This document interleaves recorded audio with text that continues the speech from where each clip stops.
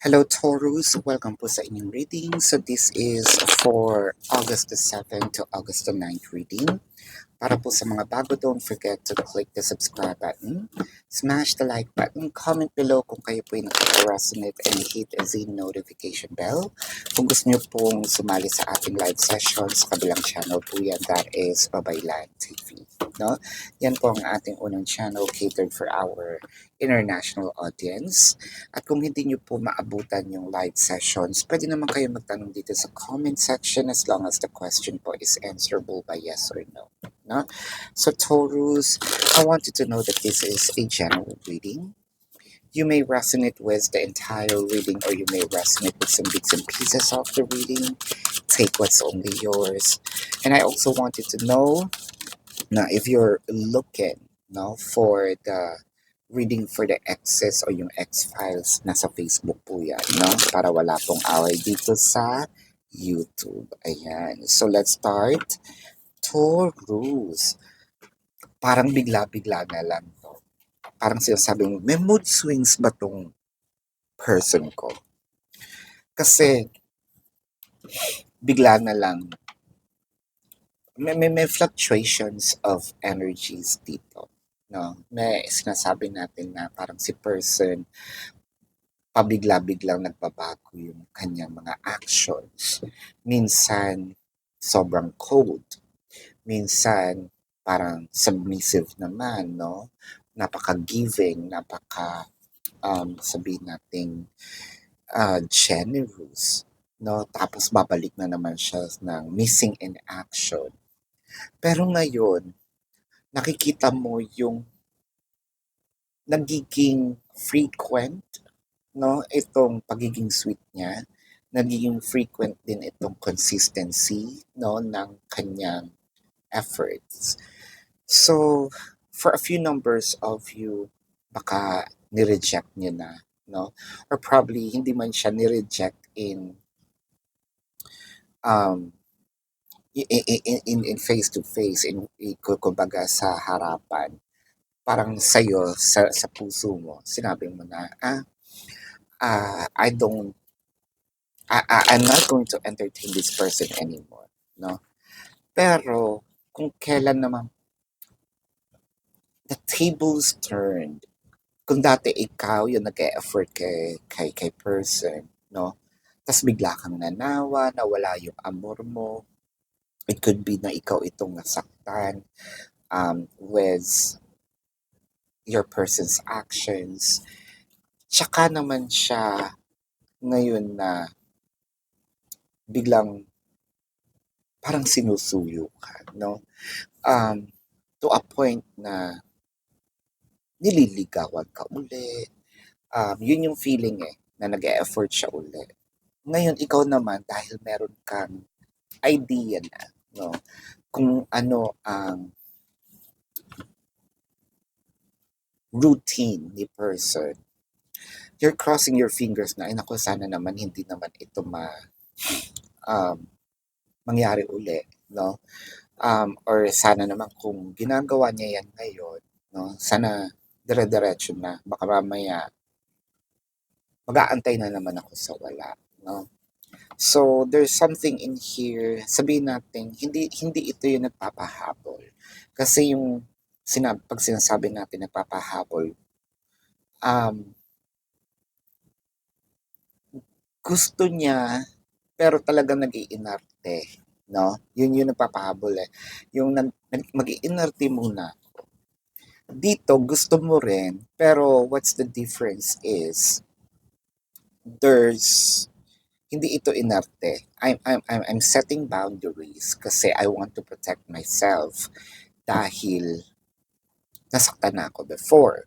So, hindi ito inarte ng walang reason, no? Kasi pag nagpapahabol, sometimes talagang inarte lang. Wala talagang rason.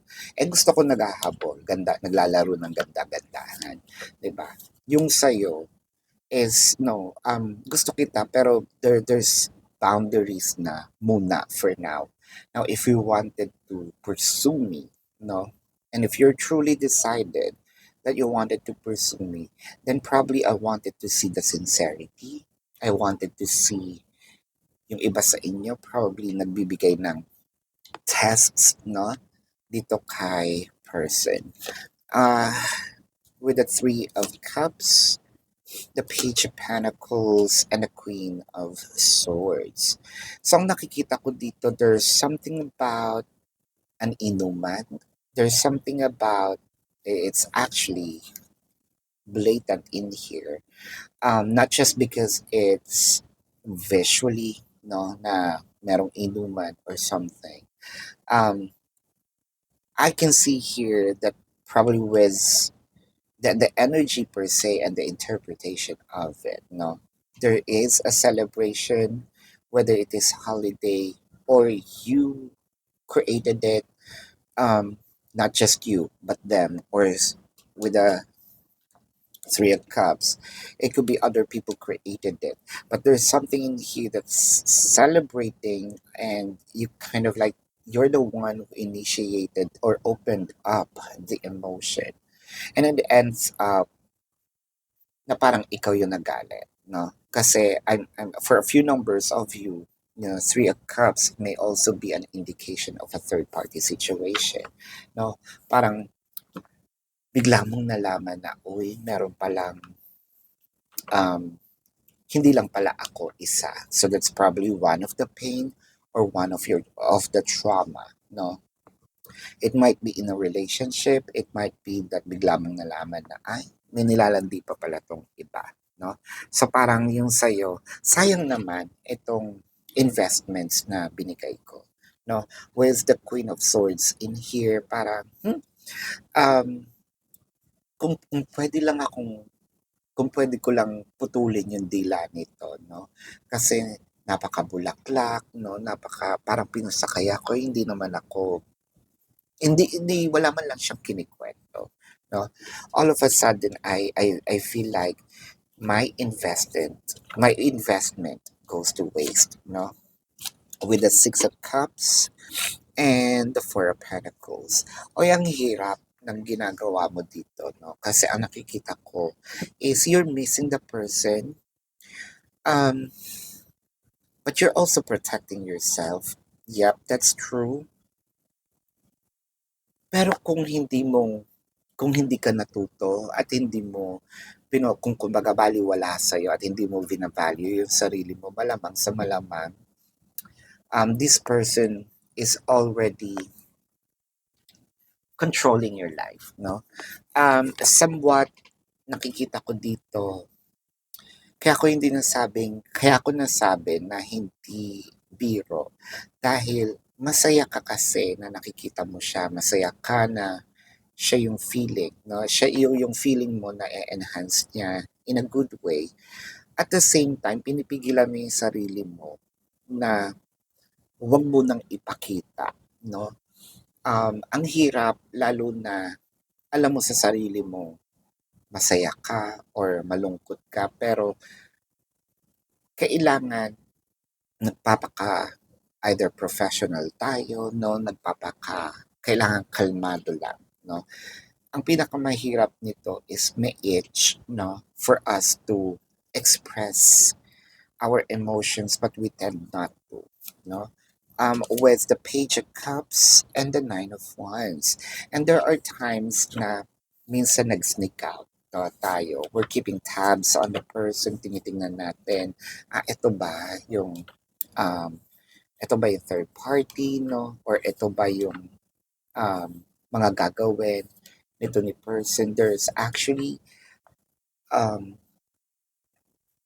what I am seeing in here are plans or probably going out again, dating you again. Um, for some reason, you were a bit excited, no?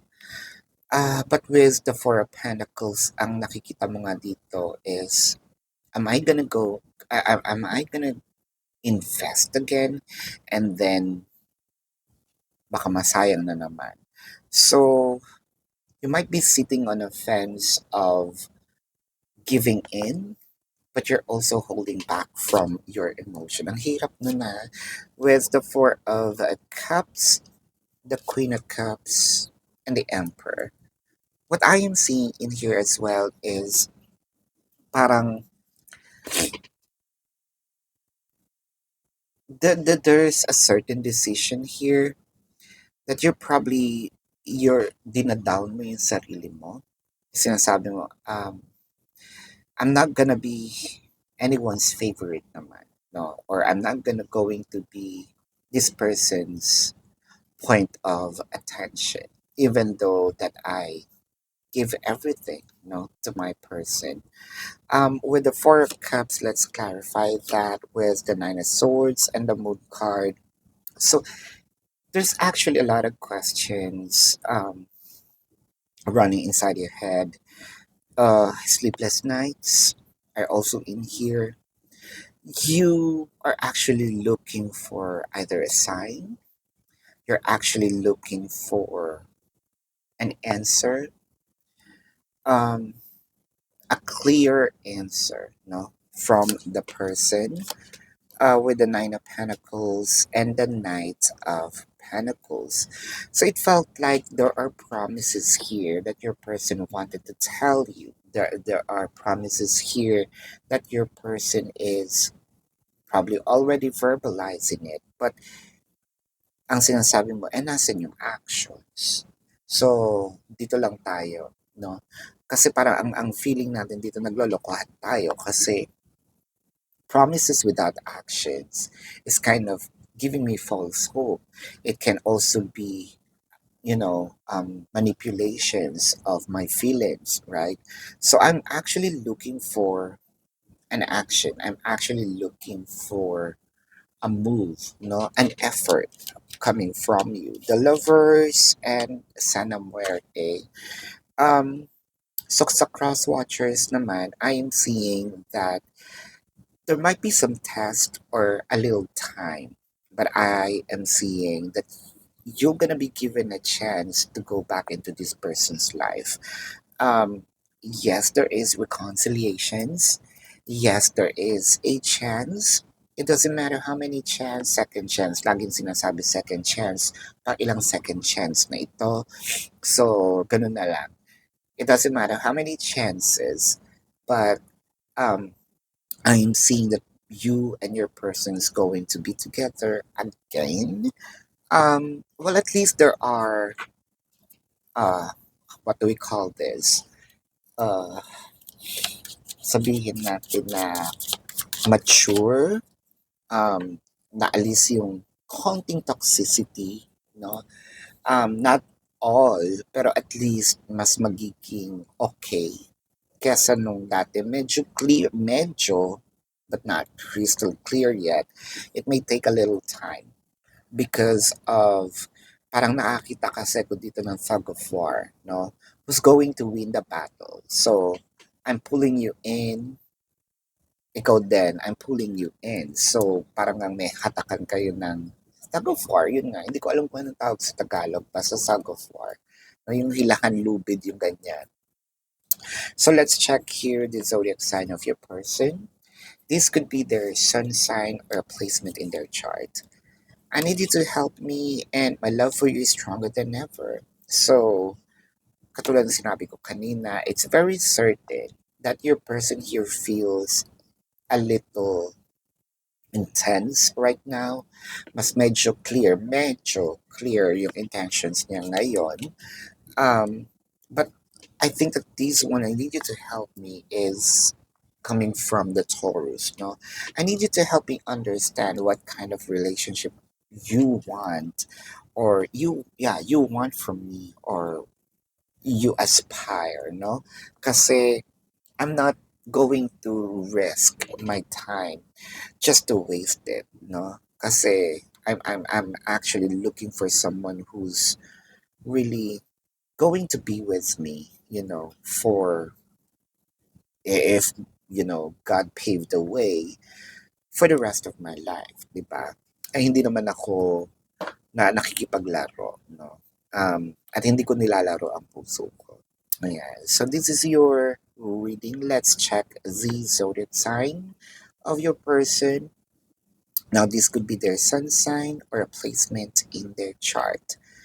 I am seeing Scorpio, Gemini, Pisces, Sagittarius, Cancer,